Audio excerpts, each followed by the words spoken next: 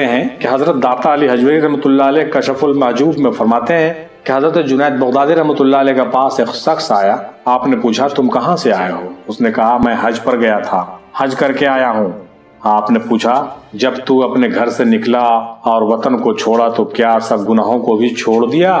اس نے کہا نہیں. آپ نے فرمایا تو نے سفر ہی نہیں کیا. آپ نے پوچھا گھر سے نکلنے کے بعد ہر منزل پر رات کے وقت مقام کیا تو کیا تو نے اس مقام میں طریق حق میں سے بھی کچھ قطع کیا؟ اس نے کہا نہیں. آپ نے فرمایا تو نے منزلیں طے نہیں کی. پھر آپ نے پوچھا جب احرام باندھا گیا تو کیا تو اپنی صفات بشری سے بھی ایسا ہی جدا ہوا جیسے اپنے کپڑوں سے اور اپنی عادتوں سے؟ اس نے کہا نہیں ایسا تو نہیں ہے. پھر آپ نے فرمایا تو نے احرام ہی نہیں باندھا.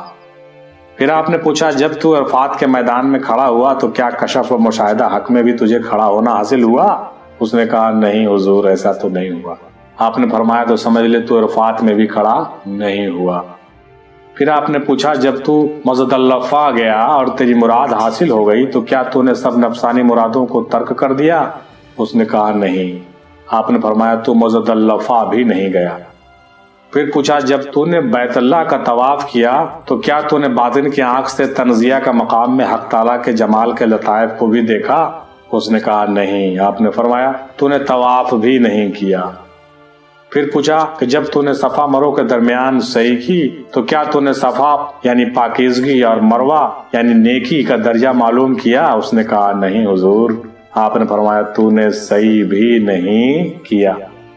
پھر پوچھا جب منع میں آیا تو کیا تیری آرزویں تجھ سے ساقط ہو گئیں؟ اس نے کہا نہیں حضور. تو آپ نے فرمایا تو ابھی منع بھی نہیں گیا. پھر پوچھا جب تو قربان گاہ گیا قربانی کیا تو کیا تو نے اپنے نفسانی خواہشات کی قربانی کی؟ اس نے کہا نہیں حضور. آپ نے فرمایا تو نے قربانی بھی نہیں کی.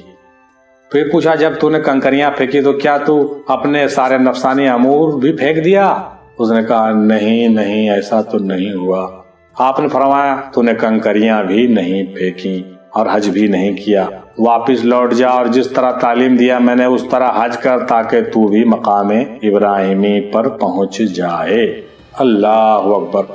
اتنی عبرتناک اور اتنی نصیحت سے بھری ہوئی یہ حضرت جنید بغدادی رحمۃ اللہ علیہ کی باتیں اور یہ مکالمہ ابھی آپ جو سماعت کر رہے تھے جس کا حوالہ ہے کہ داتا علی حجویری رحمۃ اللہ علیہ نے کشف المحجوب میں یہ باتیں فرمائی ہیں. چنانچہ حج کرنے کے لیے ان تمام چیزوں کا ہونا کتنا ضروری ہے اس بات کا بالکل خلاصہ ہو جاتا ہے. اور یہ سمجھنا چاہیے کہ حج کرنے کے لیے کن کن چیزوں کی ضرورت ہوتی ہے. صرف واکنگ کرتے ہوئے ٹہلتے ہوئے چلے جانا اور چلے آنا یہ حج کا مقصد بالکل نہیں ہے.